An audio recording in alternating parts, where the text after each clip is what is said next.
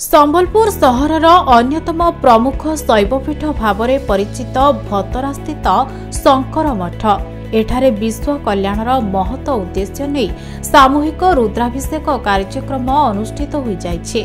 श्री श्री गोपालजी आंचलिक पंडित सभा आनुकूल्य विश्वर कल्याण आयोजन करा जाइथिबा एही सामूहिक रुद्राभिषेक कार्यक्रमटी 31 जोड़ी कर्तांकु नै अनुष्ठित करा जाइथिला।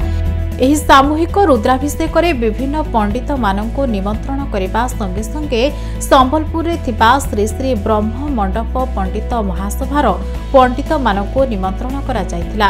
विशेष भाव में समस्त पंडित और शंकर मठर कर्मकर्ता मानक मिलित सहयोग पूजा पाठ होमयज्ञ सहित सामूहिक रुद्राभिषेक संपूर्ण करा जाइथिला। एही अवसर में देवदेव महादेवंठारे समग्र मानव समाज तथा विश्वर मंगल तथा कल्याण कामना करा जाई स्वतंत्र प्रार्थना मध्य करा जाइथिला। मोना पंडित राकेश चंद्र मिश्र धनुपाली आंचलिक पंडित महासभा गोपालजी पंडित महासभार जड़े संपादक। उद्देश्य है जे आमर समस्त विश्वर कल्याण सांगे सांगे एवं आम पश्चिम ओडिशावासींर कल्याण निमित्त ई सामूहिक रुद्राभिषेक आयोजन करा जाइछे। ई जेन रुद्राभिषेक रे सबु दूर दूरांतर पंडित माने आसिकरी साहाय्य एवं सहयोग करिचन। तार संगे संगे शंकर मठर समस्त कार्यकर्ता माने भी किछि किछि साहाय्य करिचन एवं समस्तंकर मंगल लागि बोलिकी आयोजनटा कराइछि।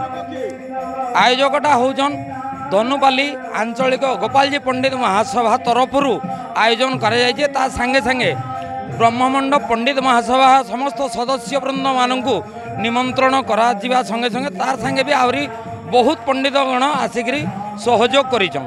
पंडित कृष्णचंद्र पाणिग्राही एटा संबलपुर समस्त पंडित मानकर मिलित उद्यम रे आउ शंकर मठर आमर कमिटी किछि सभ्य मानकर तमाने आमर सहयोग रे आमर सामूहिक रुद्राभिषेक आयोजन कराई छी।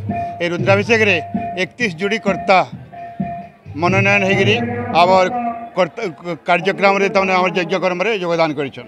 एटा विश्व शांति यज्ञ हिसाब रे आमे तमने करूछु। आ इथे आमर संबलपुर टाउन दूर दूरांतर नु प्राय तमने 60-70 पंडित इने योगदान करिछन।